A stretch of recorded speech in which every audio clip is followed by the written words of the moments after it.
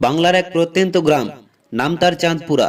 চারিদিকে ধান ক্ষেত এবং কাঁচা রাস্তা, আর সন্ধ্যা নামলেই কুয়াশায় ঢেকে যায়। এই গ্রামে জন্ম নিয়েছিল একটি ছেলে, নাম তার রহিম। রহিমের বাবা ছিল একজন দিনমজুর, কখনো কারোর জমিতে, কখনো ইট ভাটায় মাটি টানা কাজ করত। মা লোকের বাড়িতে বাসন মাজতো। কোনো রকমে তাদের সংসার চলতো। সুখ বলতে কিছুই ছিল না তাদের।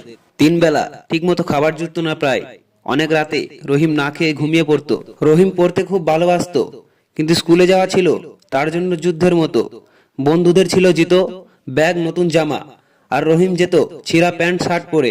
একদিন স্কুলের মাস্টার রহিমকে জিজ্ঞেস করলো, রহিম, তোর ফি জমা হয়নি কেন? রহিম মাথা নিচু করে বলেছিল, বাবা, কাজ পায়নি স্যার। সেদিন পুরো ক্লাসের সামনে তাকে অপমান করা হয়। বন্ধুরা হাসে, কেউ কেউ ফিসফিস করে বলে, ও গরিব, ওর দিয়ে কিছু হবে না, ওর কাছে টাকা নেই। সেই কথাগুলো রহিমের বুকের ভেতর আগুন জ্বালিয়ে দেয়। রহিম যখন ক্লাস 8-এ পড়ে, তখন তার বাবা এক দুর্ঘটনায় মারা যান। ইনভার্টার এক কাজ করার সময় দেওয়াল ধসে পড়ে। এক মুহূর্তে সব শেষ। ঘরে তখন খাবার নেই, আয় নেই, মা ভেঙে পড়লেন। রহিম তখন মাত্র 14 বছর। সে সিদ্ধান্ত নিল, আমি পড়াশোনা ছাড়বো না, কিন্তু কাজ করব। রহিম মাধ্যমিক ফর্ম ফিল আপের টাকা জোগাড় করতে পারেনি বলে সে কান্না করে মায়ের সামনে বসে পড়ে বলল, মা, হয়তো পড়াশোনা ছেড়ে দিতে হবে।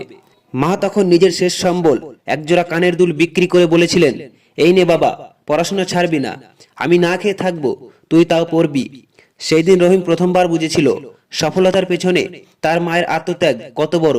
রহিম মাধ্যমিকে ভালো রেজাল্ট করলো এবং স্কলারশিপ পেল।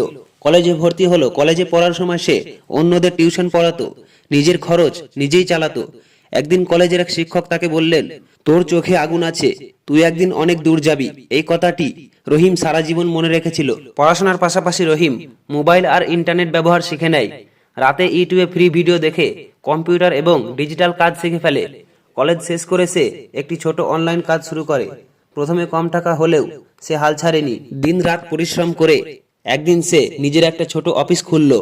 আজ রহিম সফল, শহরে তার পরিচিতি আছে, কিন্তু সে তার গ্রামকে ভুলে যায়নি।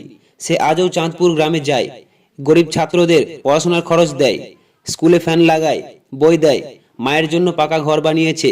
মা আজও বলেন, আমার ছেলে গরিব ছিল, কিন্তু হার মানেনি। এই গল্পটি আমাদের শেখায়, গরিব হওয়া অপরাধ নয়, হাল ছেড়ে দেওয়া আসল অপরাধ।